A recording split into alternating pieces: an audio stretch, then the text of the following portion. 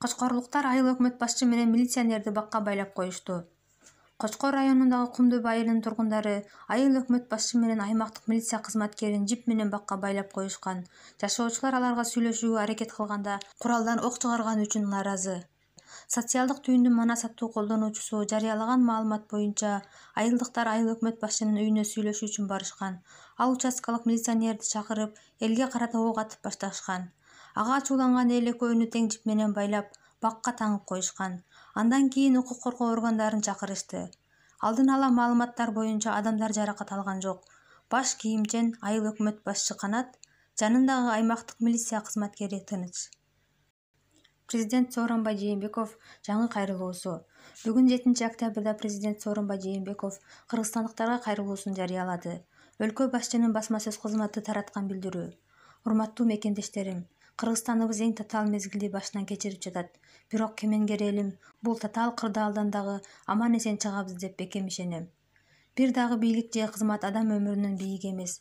Билесиздер, адам өмүрүн тобокелдикке салбоо үчүн Ак үйгө чабуул жасагандарга каршы күч колдонгон жокмун. Митингге чыккандарды күч менен тынчталы деген катуу талаптарды койгондор да болду. Муну четке кактым. Анткени бул кагылышка алып келмек.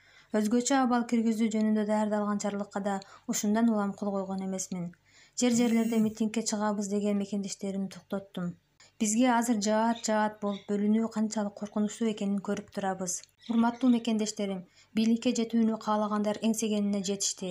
Эми көчөгө чыгып жаткандарды, аларды уюштургандарды, саясий лидерлерди укуктук талаага кайтып келүүгө дагы бир ирет чакырам.